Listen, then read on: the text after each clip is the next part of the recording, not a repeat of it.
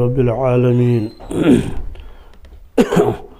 والصلاة والسلام على سید الانبیاء والمرسلین وعلى آلہ الطیبین الطاہرین وعلى من تبعهم بإحسان إلى يوم الدين أما بعد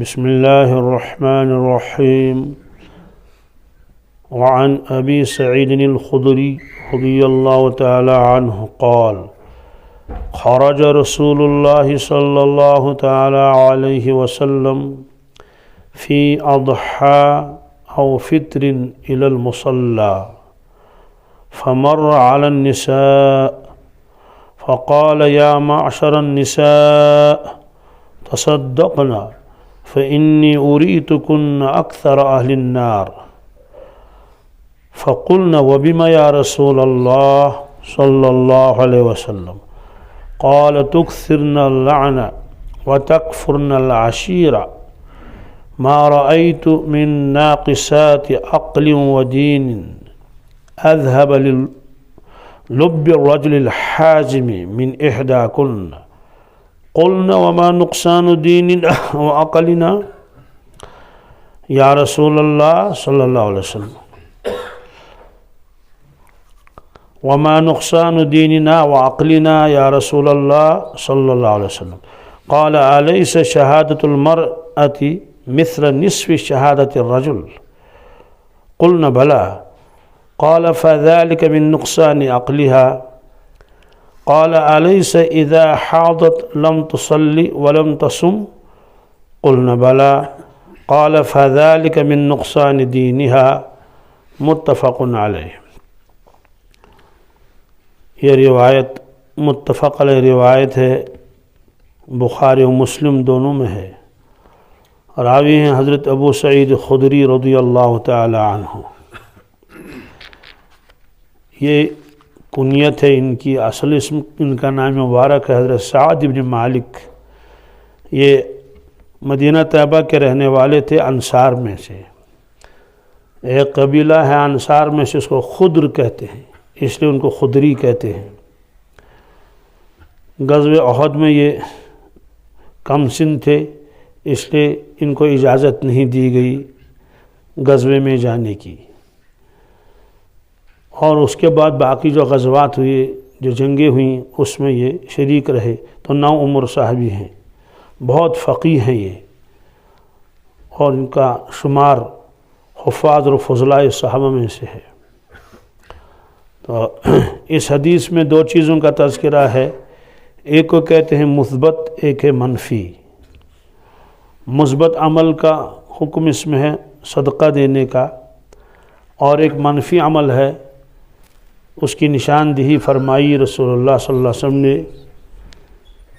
ایک ہے کثرت سے لعنت کا لفظ استعمال کرنا اور ناشکری کرنا۔ اب روایت کا ترجمہ ہم پہلے کر لیں گے، پھر اس کے بعد انشاءاللہ اس کی تشریح آئے گی۔ تو حضرت ابو سعید خدری رضی اللہ تعالیٰ عنہ فرماتے ہیں، حضرت رسول اللہ صلی اللہ علیہ وسلم عیدگاہ تشریف لے گئے۔ اب چونکہ وقت بہت ہو چکا تھا جب یہ واقعہ بیان فرماتے تھے، اس لیے فرمایا یا تو عید الفطر تھی یا تو عید الاضحیٰ، 2 میں سے ایک۔ فمر علی النساء، آپ خواتین کے پاس تشریف لے گئے، فرمایا کہ اے خواتینوں، صدقہ خیرات کر لیا کرو، کیونکہ میں نے دوزخ میں زیادہ عورتوں کو دیکھا۔ انہوں نے عرض کیا کہ اس کی کیا وجہ ہے یا رسول اللہ صلی اللہ علیہ وسلم؟ فرمایا تم کثرت سے لعنت کا لفظ استعمال کرتی ہو اور اپنے شوہروں کی ناشکری کرتی ہو۔ پھر فرمایا میں نے تو تم سے زیادہ کسی کو نہیں دیکھا جو عقل کے اعتبار سے، دین کے اعتبار سے کمزور ہو، کہ وہ سمجھدار اور چالاک مرد کی عقل کو لے جاتی ہے۔ انہوں نے کہا کہ ہمارے دین کا نقصان کیا ہے اور ہمارے عقل کا نقصان کیا ہے، کون سی کمی ہے؟ آپ نے فرمایا کیا عورت کی شہادت مرد کے آدھے کے برابر نہیں؟ انہوں نے کہا بالکل ہے۔ فرمایا یہ تو اس کے عقل کی کمزوری کی وجہ سے ہے۔ اور فرمایا کیا ایسا نہیں ہے کہ بعض ایام ایسے آتے ہیں جس میں خواتین نہ نماز پڑھ سکتی نہ روزہ رکھ سکتی ہیں؟ انہوں نے کہا بالکل ایسا ہے۔ آپ نے فرمایا یہ ان کے دین کی کمی کی وجہ سے ہے۔ بہرحال اس میں بہت سارے مضامین ہیں۔ سب سے پہلا مضمون تو یہ ہے کہ آپ صلی اللہ علیہ وسلم تشریف لے گئے عیدگاہ میں، آپ نے خطبہ دیا اور نماز وغیرہ سے فارغ ہو گئے آپ، تو خواتین بھی وہاں تشریف لائی تھی۔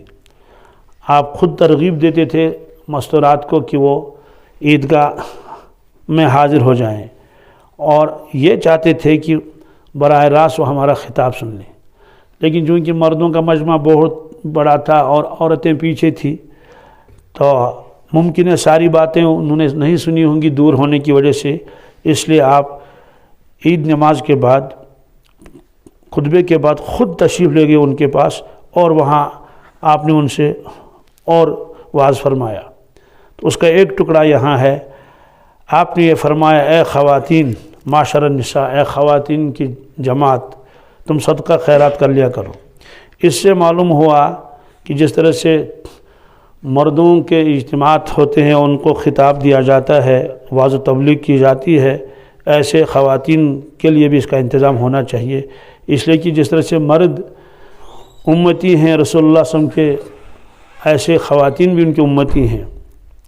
تو جس طرح سے مردوں کے لیے ضروری ہے کہ ان کی زندگی میں دین آئے، اور برابر اتنا بلکہ اس سے زیادہ ہی عورتوں کی زندگی میں دین آنا چاہیے۔ حضرت پیر صاحب فرماتے تھے کہ مرد پڑھا تو فرد پڑھا، اور عورت پڑھی تو خاندان پڑھا۔ یعنی اگر مرد تعلیم یافتہ ہو گیا تو یہ تو ایک ہی ہے، لیکن اگر کوئی خاتون تعلیم یافتہ بن گئی اور اس نے سیکھا تو اس کا اثر پورے خاندان پر پڑھے گا، گویا کہ وہ ایک نہیں پورا خاندان ہے۔ اور خواتین نے بھی ایک مرتبہ عرض کیا یا رسول اللہ صلی اللہ علیہ وسلم، یہ مرد تو ہر چیز میں ہم سے آگے گئے ہیں، آپ کی مجلسوں میں ہوتے ہیں، غزوات میں شامل ہوتے ہیں، سفر میں آپ کے ساتھ رہتے ہیں، ہمیں اتنا موقع بھی نہیں ملتا، اس لیے حضرت ہماری درخواست ہے کہ آپ واعظ و تبلیغ کے لیے ہمارے لیے بھی کوئی دن مقرر فرمائیں۔ آپ صلی اللہ علیہ وسلم کو بڑی خوشی ہوئی جب خواتین نے یہ کہا، آپ نے ان کی درخواست منظور فرمائی، اور اس کے بعد انہوں نے آپ خواتین کے لیے ایک دن متعین کیا کہ فلاں موقع پر فلاں جگہ پر جمع ہو جائیں اور ہم آپ کو دین کی بات سنا لیں گے۔ تو بہرحال اس میں فرمایا کہ خواتین تم صدقہ خیرات کی کر لیا کرو۔ پھر فرمایا کہ میں نے عورتوں کو زیادہ دوزخ میں دیکھا۔ سوال کب دیکھا؟ ایک تو جب آپ معراج میں تشریف لے گئے، وہ تو حتمی اور یقینی بات ہے، کیونکہ آپ نے تفصیلات بتا دی ہیں جنت کی بھی اور جہنم کی بھی، اور معراج شریف کے علاوہ بھی بہت مرتبہ آپ نے جنت و جہنم کو دیکھا۔ کبھی آپ بطور مکاشفے کے دیکھتے تھے یا بطور وحی کے بھی آپ کو بتایا جاتا تھا، اور کبھی مکاشفہ بھی ہوتا تھا۔ ایک مرتبہ آپ نماز پڑھا رہے تھے سورج گرہن کی، مسجد نبوی میں تھے، لمبی نماز آپ نے پڑھائی۔ نماز کے دوران آپ تھوڑا آگے بڑھ گئے، پھر پیچھے بھی ہٹے ایک قدم، اور اپنا دست مبارک ایسے بڑھایا پھر رکھا۔ تو جو بالکل قریب میں صحابہ کرام تھے، نماز ختم ہو گئی، دعا ختم ہو گئی، انہوں نے عرض کیا یا رسول اللہ صلی اللہ علیہ وسلم، ہم نے آج ایسی چیز دیکھی جو اس سے پہلے نہیں دیکھی، ایسا لگتا تھا کہ جیسے آپ کسی چیز کو پکڑنا چاہتے ہیں، نماز کے اندر ایک دست مبارک آگے بڑھایا اور ایک قدم آپ پیچھے بھی چلے۔ آپ نے فرمایا ہاں بالکل صحیح ہے، نماز کے دوران اللہ تبارک تعالیٰ نے اس مسجد کے محراب میں جنت کو بھی حاضر کر دیا اور دوزخ کو بھی حاضر کر دیا۔ تو جب دوزخ کی آگ یہاں نمودار ہو گئی تو ہم ایک قدم پیچھے ہٹے، اور جب جنت کے خوشے، انگوروں کے خوشے یہاں قریب آئے تو میں نے چاہا کہ میں ہاتھ بڑھا کے ایک خوشہ وہاں سے توڑ لوں اور پھر آپ کو دکھاؤں، اور فرمایا کہ پھر میں نے یہ ارادہ ترک کیا، یعنی ارادہ پہلے کیا پھر کیوں؟ کہا کہ کیونکہ جنت کا میوہ ہے، اس کی خصوصیت یہ ہے لا مقطوعۃ ولا ممنوعہ، کہ جنت کا میوہ اتارو فوراً اسی وقت دوسرا میوہ اس میں لگ جائے گا۔ تو یہ جو خوشہ تھا، اگر ہم اس کے دانے کھا لیتے انگور کے تو اسی وقت اس کے اوپر دوسرے دانے لگ جاتے ہیں، وہ ختم ہو جائیں گے پھر لگ جائیں گے، یہ تو قیامت تک ایسے چلتا رہے گا۔ تو ہم نے مناسب نہیں سمجھا، ہو سکتا ہے آگے جا کر کچھ پریشانی ہو جائے امت کو، اس لیے ہم نے ارادہ ترک کیا۔ تو اس وقت آپ نے جنت اور جہنم دونوں کو دیکھ لیا۔ وہ روایت آگے بھی آئے گی، رواہ البخاری۔ تو یہ کوئی مشکل نہیں ہے۔ پہلے زمانے میں بہت ساری چیزیں سمجھ میں نہیں آتی تھی، اب تو سائنسی آلات ایسے ہیں عقل حیران ہو جاتی ہے۔ ابھی آپ کے سامنے ایک سکرین ہے اور اس میں آپ دیکھ رہے ہیں گھر بیٹھے بیٹھے خانہ کعبہ بھی نظر آ رہا ہے، اور لاکھوں لوگ طواف کر رہے ہیں وہ بھی نظر آ رہے ہیں، اور مینا اور مزدلفہ سب اس میں نظر آ رہے ہیں۔ حاجی لوگ جو ہے وہ کنکر مار رہے ہیں، آپ دیکھ رہے ہیں۔ عرفات میں خیمے لگے ہوئے ہیں، یہ سب آپ گھر بیٹھے دیکھ رہے ہیں۔ تو جب یہ ممکن ہے تو یہ کیسے ممکن نہیں ہے کہ حقیقتاً جنت کو وہاں لایا گیا ہو اور جہنم کو وہاں لایا گیا ہو، اور کچھ خوشے بالکل وہاں ظاہر ہوئے ہوں جنت کے۔ یہاں تو ہم صرف تصویر دیکھتے ہیں لیکن وہاں حقیقت تھی۔ بہرحال آپ نے فرمایا کہ میں نے خواتین کو دیکھا دوزخ میں کہ وہ زیادہ ہیں مردوں کے مقابلے میں، مرد بھی تھے لیکن عورتیں زیادہ تھیں۔ تو انہوں نے عرض کیا یا رسول اللہ صلی اللہ علیہ وسلم اس کی کیا وجہ ہے؟ آپ نے دو وجہ بیان فرمائی، لیکن پہلے یہ فرمایا کہ تم صدقہ کر لو۔ کیا کر لو؟ صدقہ اور خیرات کر لو۔ صدقہ اور خیرات کیوں کریں؟ آپ نے فرمایا کہ صدقہ خیرات کرنے سے اللہ تعالیٰ کا غصہ اور غضب دور ہو جاتا ہے، اور یہ روایت میں بھی ہے ان صدقۃ تطفئ غضب الرب، بے شک انسان کا صدقہ کرنا، خیرات کرنا، یہ اللہ تعالیٰ کے غصے کو بجھاتا ہے۔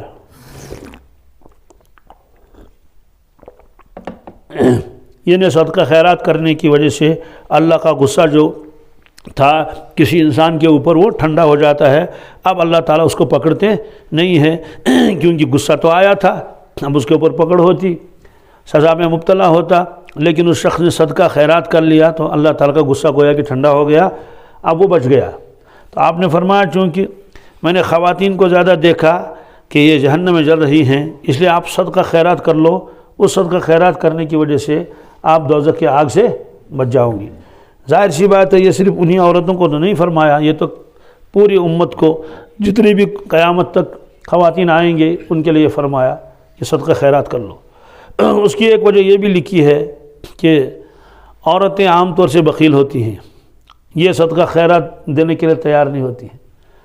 10 لاکھ کا سونا ہے لیکن زکوٰۃ دینے پر جان نکلتی ہے۔ میں ایک مرتبہ خواتین کے اجتماع میں بیان کر رہا تھا تو اس میں یہ روایت بھی آئی، پھر میں نے ان کو بتایا کہ آپ کو زکوٰۃ بھی لازم ہے آپ کے ذمے، اور نقد پیسوں پر بھی زکوٰۃ ہے اور زیورات پر بھی زکوٰۃ ہے۔ بہرحال مسئلہ میں نے ان کو سمجھا دیا تفصیل کے ساتھ۔ تو پھر شاید کسی خاتون نے پرچہ بھیجا تھا کہ اگر پیسے نہ ہوں، نقد نہیں ہے، سونا ہے، تو وہ عورت کیا کرے گی؟ میں نے کہا نقد نہیں ہے تو ایک انگوٹھی دے دے، جتنا اس کے اوپر زکوٰۃ لازم ہو جاتی، جیسے 10,000 روپے زکوٰۃ لازم ہوتے ہیں تو 10,000 نقد نہیں ہے تو اس کے بدلے میں کوئی سونے کا زیور دے دے، انگوٹھی دے دے۔ تو وہاں ایک خاتون تھی قریب میں، انہوں نے کہا کہ اگلے سال پھر اور ایک انگوٹھی دینی ہے۔ میں نے کہا پھر ایک دینی ہے۔ اس نے کہا اور تیسرے سال اور ایک اور دینی ہے۔ میں نے کہا اور ایک دینی ہے۔ کہتے تو سارا ختم ہو جائے گا اور آئے گا کیا؟ میں نے کہا یہ ہے کس لیے؟ یہ ہے کس لیے، ہے نا؟ جو اللہ کے راستے میں آدمی دیتا ہے تو وہ موجود ہے، جو اپنے پاس ہے وہ موجود نہیں ہے۔ ایک مرتبہ ایک بکری ذبح کی گئی، حضرت رسول اللہ صلی اللہ علیہ وسلم تشریف لائے اور آپ نے فرمایا کہ جو بکری ذبح کی گئی تھی اس کو تقسیم کیا آپ نے نہیں، اس کا گوشت۔ تو ازواج مطہرات نے عرض کیا حضرت سارا گوشت تقسیم کیا اور سب ختم ہو گیا، البتہ ایک بوٹی جو ہے وہ موجود ہے۔ آپ نے فرمایا کہ سارا موجود ہے، ایک بوٹی موجود نہیں، یعنی جو آپ نے اللہ کے نام پر تقسیم کر لیا وہ وہ موجود ہے، اور جو اپنے لیے استعمال کے لیے رکھا وہ موجود نہیں ہے۔ تو ایک خاتون نے میرے پاس انگوٹھی بھیجی، اس کا بیٹا آیا تھا، میں نے کہا اس کو بیٹے یہ امداد ہے یا زکوٰۃ ہے یا عشر ہے، کیونکہ ہم حد الگ الگ ہوتے ہیں۔ تو انہوں نے کہا یہ تو مجھے معلوم نہیں، صرف مما نے کہا کہ یہ فلاں کو دے دو، بس اتنا مجھے معلوم ہے۔ میں نے کہا چلو ٹھیک ہے، دیر سے مجھے فون کر لینا۔ عشاء کے بعد اس جوان نے فون کیا تو میں نے، ان کی ممی نے اٹھا لیا فون، اس سے بھی بات ہو گئی، ان سے بھی بات ہو گئی۔ تو میں نے کہا یہ انگوٹھی تھی، یہ کیا ہے، نیاز ہے یا صدقہ ہے، کیا ہے؟ تو اس نے کہا کہ وہ آپ نے اس میں دے دیا تھا فیس بک پر کہ تعمیر کا کام چل رہا ہے، اس میں امداد کی ضرورت ہے، تو میں نے وہ نیت کی، اور یہ کہا کہ میرے پاس صرف 2 انگوٹھیاں تھیں، ایک آپ کے پاس بھیج دی۔ میں نے کہا اپنے پاس صرف ایک رہی۔ میں نے کہا جو آپ نے اللہ کے لیے دے دی وہ موجود ہے، جو اپنے پاس ہے وہ موجود نہیں۔ اس نے کہا یہ تو سوزے اوڑ کہا یہ بھی میں وہی بھیج دوں گی۔ تو بہرحال خواتین چونکہ یہ اکثر اس میں بخل بھی ہوتا ہے اور مال کی محبت بہت ہوتی ہے، تو زکوٰۃ دینے کے لیے جلدی تیار نہیں ہوتی ہیں الا ماشاء اللہ۔ تو آپ نے فرمایا کہ صدقہ خیرات کر لیا کرو۔ تو انہوں نے عرض کیا کہ اس کی کیا وجہ ہے؟ آپ نے ہم کو دیکھا کہ دوزخ میں زیادہ ہیں، جل رہی ہیں۔ آپ نے 2 چیزیں فرمائی، ایک فرمایا کہ تکثرن اللعنہ۔ کیا تکثرن اللعنہ کا مطلب ہے کہ تم لعنت زیادہ کہتی ہو، لعن طعن زیادہ کرتی ہو، کیونکہ خواتین جب کسی جگہ بیٹھ جائیں گی تو شروع ہو جاتی ہیں، تو اسی میں لعن طعن بھی شروع ہو جاتا ہے، اپنے بچوں پر بھی لعنت کرتی ہیں، جانوروں پر بھی لعنت کرتی ہیں۔ اس لیے آپ نے فرمایا کہ یہ عیب تمہارے اندر ہے، اس کی اصلاح کرنی چاہیے۔ اور یہ لعنت کا لفظ بہت خطرناک ہے۔ یہ لعنت کہتے کس کو ہیں؟ لعنت کا مطلب یہ ہے کہ رحمت سے دوری کے لیے بد دعا کرنا۔ کیا؟ رحمت سے، اللہ کی رحمت سے کسی کو دور کرے، اس کے لیے بد دعا کرنے، اس کے لیے، یہ ہے مطلب لعنت کا۔ اور اس پر منع کیا گیا ہے، کیوں؟ کسی کو حق نہیں ہے کسی کو اللہ کی رحمت سے دور کرے، کیونکہ اللہ کی رحمت تو وسیع ہے نا۔ ایک حدیث میں ہے کہ جو شخص کسی چیز پر لعنت کرے، چاہے وہ انسان ہو چاہے وہ حیوان ہو، کوئی بھی ہو، اگر وہ مستحق لعنت نہیں ہے تو لعنت واپس آتی ہے، پہلے گھومتی ہے وہ لعنت، آسمان کی طرف چڑھتی ہے، وہاں سے واپس آتی ہے، پہاڑوں کی طرف جاتی ہے، وہاں سے واپس آتی ہے، جگہ جگہ جاتی ہے، واپس آتی ہے، آخر میں وہ اللہ تعالیٰ سے درخواست کرتی ہے یا اللہ میں کہاں جاؤں؟ تو اللہ تعالیٰ فرماتے ہیں کہ جس کی زبان سے تو نکلی اسی کے اوپر واپس لوٹ جا۔ تو اس لعنت کا اثر اس کے اوپر خود آتا ہے۔ تو یہ بھی ایک سبب فرمایا کہ تم لعن طعن بہت کرتی ہو، چونکہ یہ زبان کا گناہ ہے۔ اور آپ نے یہ بھی فرمایا کہ میری امت کے بہت سارے لوگ جنہوں نے نمازیں بھی پڑھی ہوں گی، روزے بھی رکھے ہوں گے، یعنی اعمال کیے ہوں گے، اس کے باوجود وہ دوزخ میں جائیں گے۔ تو عرض کیا گیا ایسا کیوں؟ فرمایا زبان کی وجہ سے، کہ ان کی زبان جو ہے وہ قابو میں نہیں ہوگی، تو اس کا نقصان یہ ہوگا کہ اس کی وجہ سے ان کی پکڑ ہوگی۔ تو بہرحال اس میں ایک لفظ تو یہ فرمایا۔ الحمدللہ۔ اب سوال یہ ہے کہ کیا کسی پر لعنت نہیں کرنی چاہیے؟ نہیں، کسی پر بھی نہیں۔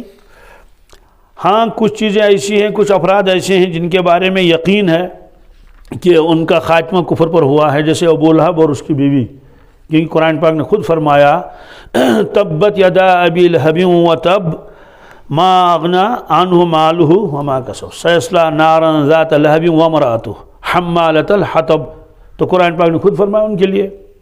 یا ایسے فرعون ہے اور نمرود ہے، قارون ہے یا ابلیس ہے، تو ان کے اوپر اگرچہ لعنت کرنا درست ہے، لیکن ہم کو یہ حکم نہیں دیا گیا کہ آپ صبح 100 مرتبہ ابلیس پر لعنت کر لو اور شام کو کیا کر لو، ایسا حکم نہیں دیا گیا۔ ایک شخص نے حضرت مفتی محمود صاحب رحمۃ اللہ تعالیٰ سے عرض کیا تھا کہ ابلیس پر لعنت کرنا جائز ہے یا ناجائز ہے؟ آپ نے فرمایا کہ بھائی آپ لعنت کریں گے اس پر تو آپ کو ملے گا کیا؟ جب تک آپ لعنت کرو گے تب تک سبحان اللہ الحمدللہ پڑھ لو تو تمہارے نام عمل میں ثواب لکھ دیا جائے گا۔ اس لیے کسی پر لعنت نہیں کرنی چاہیے، بالکل نہیں، کسی فرد پر نہیں، چاہے کوئی بھی ہو۔ اور وصف پر کر سکتے ہیں، کس پر؟ وصف کا مطلب لعنت اللہ علی الکاذبین، قرآن پاک میں ہے نا، جھوٹوں پر لعنت کیا، لیکن اگر تو یہ کرنا بھی نہیں چاہیے، لیکن بہرحال اگر کوئی کرے گا لعنت اللہ کاذبین، یہ تو اللہ قرآن پاک میں ہے، تو باقی کسی پر لعنت نہیں کرنی چاہیے۔ ہاں جن کا یقین ہے کہ یہ دوزخی ہیں جیسے ابلیس ہے، تو ان پر لعنت اگرچہ درست ہے لیکن کرنی نہیں چاہیے۔ تو ایک فرمائیے۔ دوسرا آپ نے فرمایا کہ عورتوں کی ناشکری، کیا کہتے ہیں، عورتیں عام طور سے ناشکری کرتی ہیں۔ ایک اصول ابھی آگے آئے گا، اس کو ذہن میں رکھیں۔ یہاں تذکرہ آیا عورتوں کا کہ وہ لعنت کرتی ہیں اور وہ بخیل ہوتی ہیں اور وہ جو ہے وہ ناشکری کرتی ہیں، یہ جنس عورت مراد ہیں، افراد مراد نہیں ہے۔ اس کی تھوڑی وضاحت آگے بھی آئے گی۔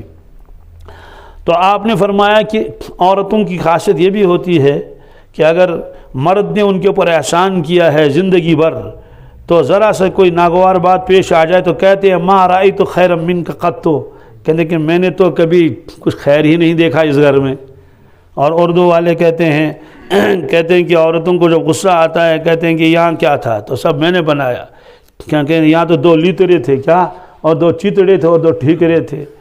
ہاں تو یہ چیتڑے کے معنی ززا چاس، کیا 2 لیترے کے معنی بوٹزا چاس، پلوزا چاس، 2 ٹھیکرے زبان کھنجاس، وہ یہ کہتی ہیں۔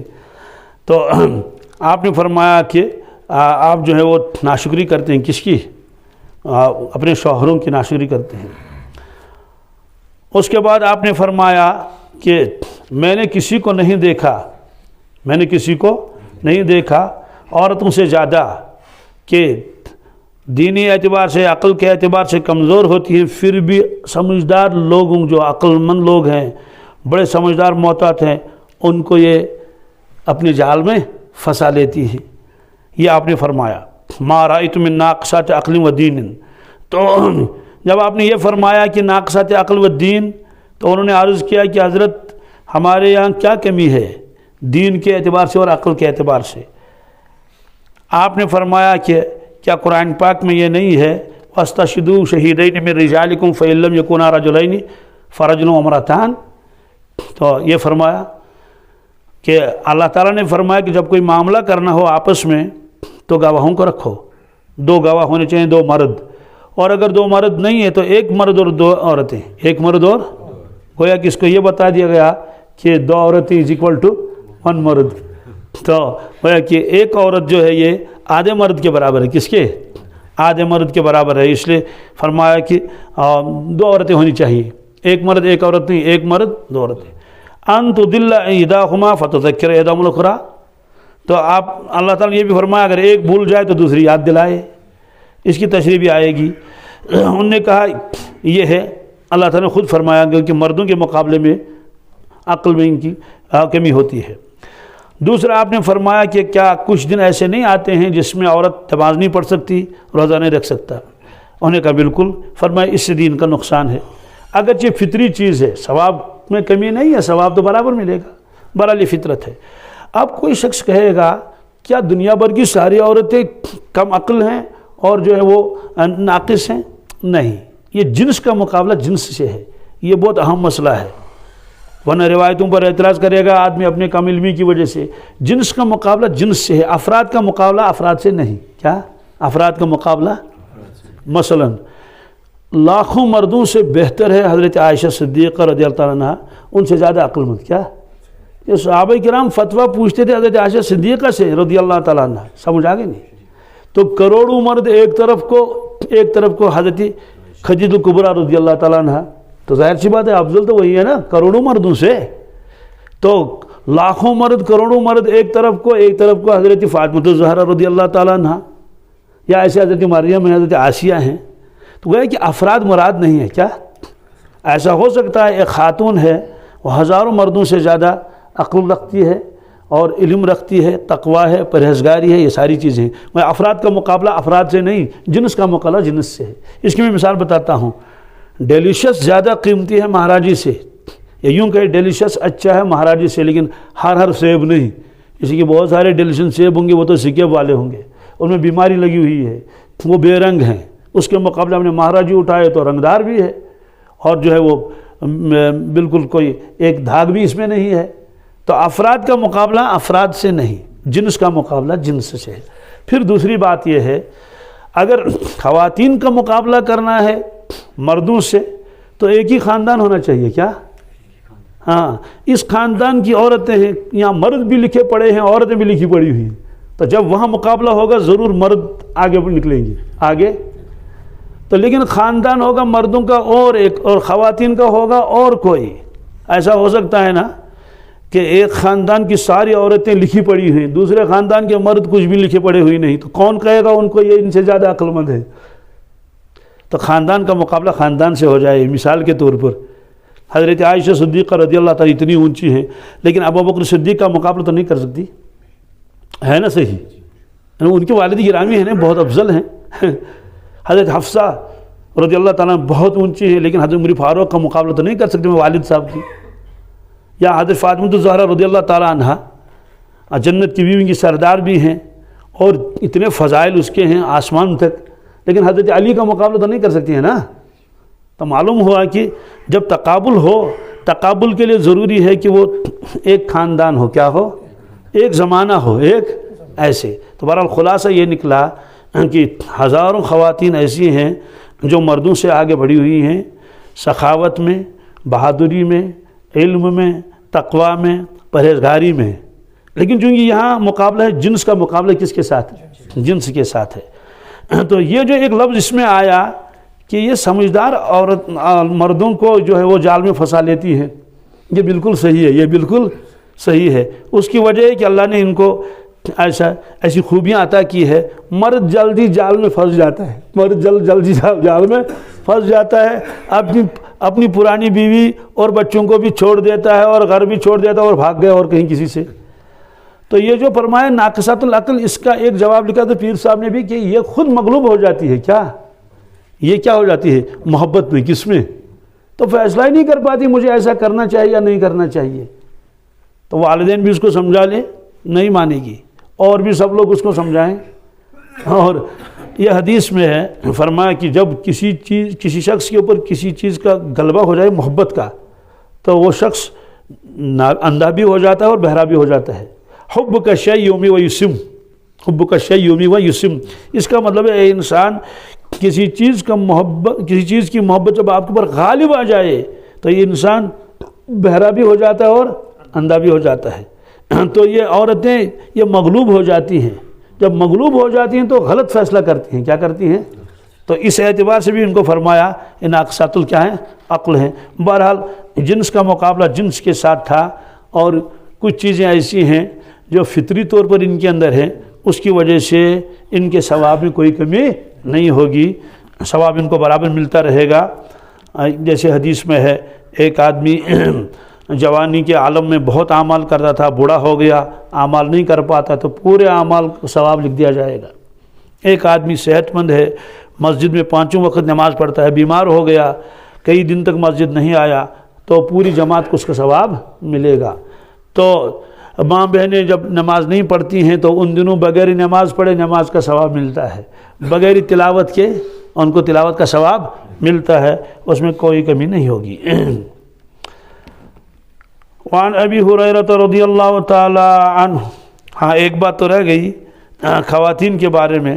ارشاد فرمایا رسول اللہ صلی اللہ علیہ وسلم نے کہ میں نے اپنے بعد مردوں کے لیے کوئی چیز ایسے زیادہ فتنے والی نہیں چھوڑی جتنی عورتیں. کیا الفاظ کیا ہیں؟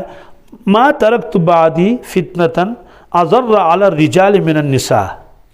مطلب تو یہ ہے کہ عورتوں کی وجہ سے میری امت کے مردوں کو بہت نقصان ہوگا، کہ بڑے بڑے فتنوں میں مبتلا ہو جائیں گے. اور ایک روایت میں فرمایا کہ شیطان جو ہے وہ جب کوشش کرتا ہے کسی آدمی کو، کسی مرد کو پھنسانے کی، دین سے دور کرنے کی، بہت حربیں کرتا ہے، لیکن مرد قابو میں نہیں آتا، مرد قابو میں نہیں آتا ہے. اس سے مطلب اس سے کہے گا کہ تو شراب پی لے، تو وہ کر لے، تو نمازیں چھوڑ دے، تو چوری، بالکل نہیں. جب شیطان ناکام ہو جاتا ہے تو وہ پھر عورتوں کو استعمال کرتا ہے. کس کو؟ اور اس کو حدیث میں فرمایا النساء حبائل الشیطان، کہ یہ عورتیں جو ہے یہ شیطان کا جال ہیں. جیسے ایک آدمی مچھلیاں پکڑنے جاتا ہے نا، مچھیرا، تو ظاہر سی بات ہے بغیر جال کے جائے گا تو اس کو ایک مچھلی بھی ہاتھ میں نہیں آئے گی. اس لیے پانی بھی گہرا ہے اور مچھلیاں ہاتھ آ بھی نہیں سکتی، تو وہ جال استعمال کرتا ہے، کنارے پر بیٹھتا ہے اور جال لگاتا ہے، تو اس جال میں جو ہے معمولی محنت کے بعد وہ مچھلیوں کو پکڑ لیتا ہے۔ تو شیطان جب چاہتا ہے کہ مردوں کو وہ پھنسا لے جال میں، تو شیطان یہ والا جال نہیں لاتا ہے جس سے مچھلیاں پکڑی جاتی ہیں، تو شیطان کا جال ہے عورتیں، کیا تو وہ عورتوں کو استعمال کر لیتا ہے، تو بس وہ مردوں کو کیا کرتی ہیں، قابو میں کر لیتی ہیں، اور مرد اس کی وجہ سے شکار ہو جاتا ہے۔ تو یہ فرمایا۔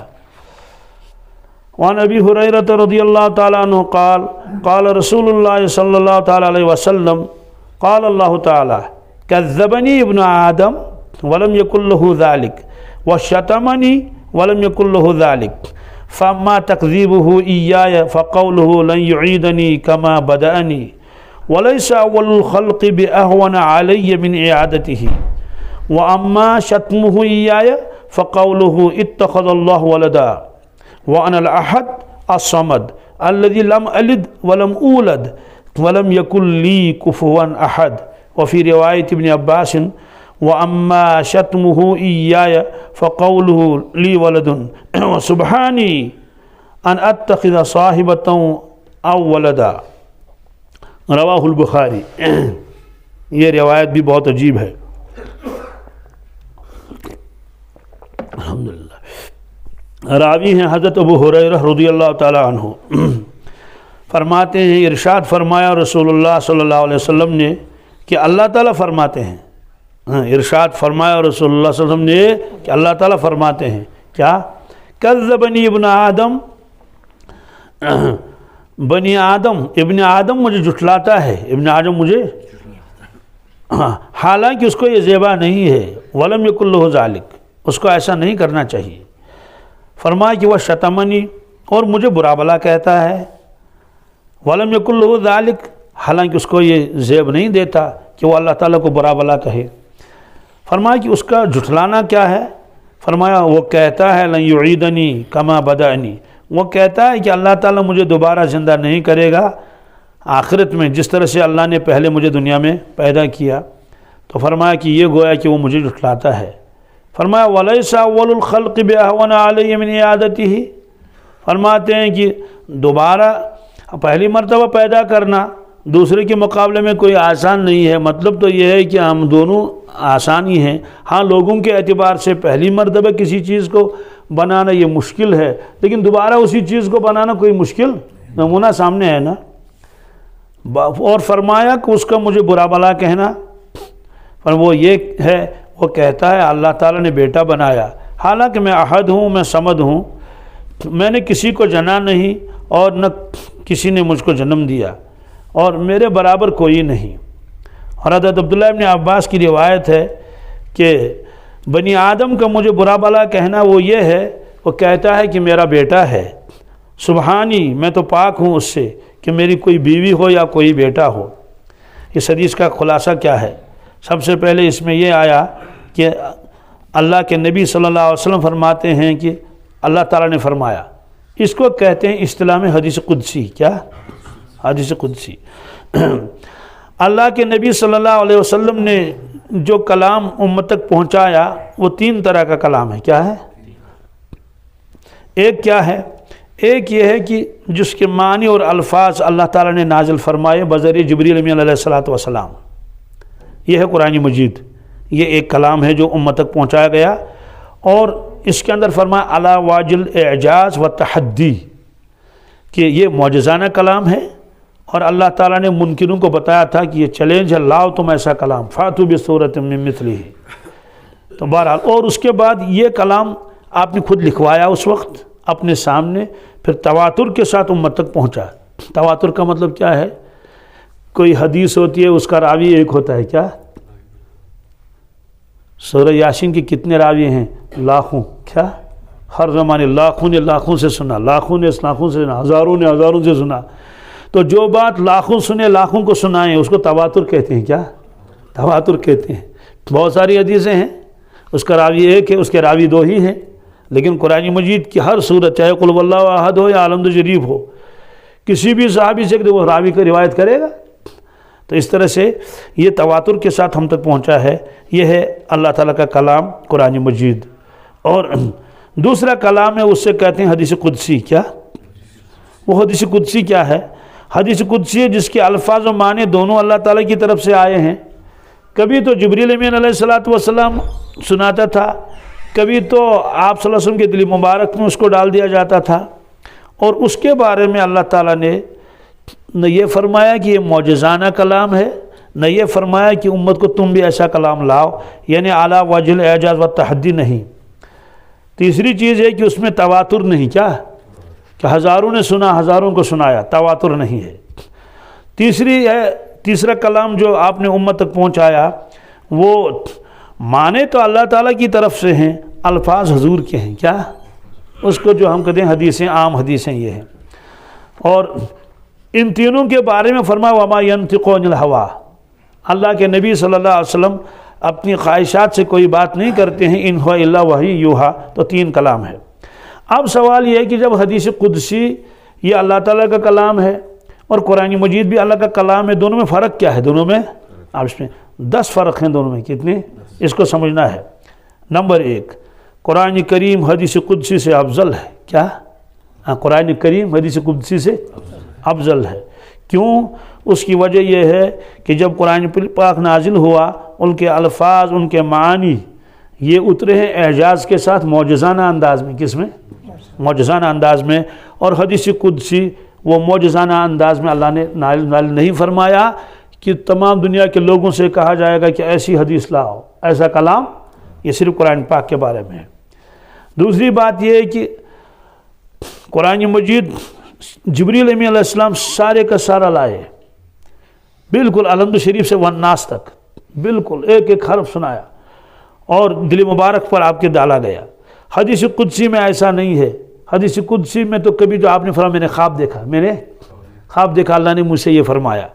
کبھی آپ نے فرمایا کہ میرے دل میں اللہ نے یہ مضمون ڈالا. کبھی کبھی جبریل علیہ السلام سے آتے تھے. تو معلوم ہوا کہ حدیث قدسی اور قرآن پاک میں یہ فرق بھی ہے کہ قرآن پاک سارا بواسطہ جبریل نازل ہوا ہے، احادیث قدسیہ ایسے نہیں ہے. تیسری فرق جو ہے وہ قرآن کریم یہ پورا متواتر ہے. کیا؟ تواتر کے ساتھ ایک ایک آیت تواتر کے ساتھ امت تک پہنچی ہے. حدیث قدسی کا ایسا نہیں ہے، کسی کا ایک راوی ہیں، کسی کے 2 راوی ہیں، تواتر نہیں. پھر دوسری بات ہے بہت ساری حدیثیں ایسے ہیں حدیث قدسی امت کو معلوم بھی نہیں، لیکن الحمد شریف تو ساری امت کو معلوم ہے، قل ہو اللہ احد تو سارے امت کو معلوم ہے. پھر قرآن پاک کے لاکھوں حافظ دنیا میں موجود ہیں، لاکھوں حافظ دنیا میں، بالکل پختہ حافظ. ایک تو کچے ہوتے نہیں، پختہ حافظ بھی ہیں. ابھی چند دن پہلے ایک بچہ حافظ ہو گیا تو میں نے اس کے والد سے پوچھا اس کی عمر کیوں سے. والد صاحب نے خود حفظ کرایا، وہ خود عالم ہیں. انہوں نے کہا 8 سال 3 مہینہ. کیا؟ کیونکہ آخری سبق جو ہے وہ میں نے ہی سنا اس کا. پھر دعا بھی کر لی. تو میں نے اس سے پوچھا، میں نے کہا مفتی صاحب اس کا احمد نام ہے، اس کا احمد، اس کی عمر کتنی ہے؟ تو انہوں نے کہا کہ 8 سال 3 مہینے کا ہو گیا. کتنے؟ تو ظاہر سی بات ہے اتنا چھوٹا سا ہے، اس کا قرآن پاک بہت پختہ ہوگا. کیا؟ کیونکہ بالغ بھی نہیں ہوا نا. تو قرآن پاک کے حفاظ دنیا میں ملیں گے، اور لیکن احادیث قدسیہ کے حفاظ نہیں ملیں گے. ممکن ہے کوئی ایک آدھ ہو کہیں جس کو احادیث قدسیہ کسی حد تک یاد ہوں. بہرحال پھر دوسرا فرمایا کہ قرآن کریم ہمیشہ کے لیے معجزہ ہے الی یوم القیامہ. کیا؟ احادیث قدسی وہ ایسی نہیں ہے. پھر دوسری بات یہ ہے کہ جنت کے اندر اللہ تعالیٰ کلام پاک سنائیں گے اس امت کو، فرمائیں گے کہ ان کو جنت کے اندر ایک باغ میں لایا جائے گا نور کی کرسیوں پر. اللہ تعالیٰ ان سے کلام کریں گے، فرمائیں گے اے جنتیوں ہم آپ کو آج ایسی چیز دیں گے جو اس سے پہلے کبھی نہیں دی تھی. سب لوگ حیران ہوں گے اللہ تعالیٰ کیا دے گا، سب کچھ دیا. تو اللہ تعالیٰ فرمائیں گے دنیا میں آپ قرآن پاک کی تلاوت کرتے تھے، میں سنتا تھا، آج میں تلاوت کروں گا آپ سن لیں.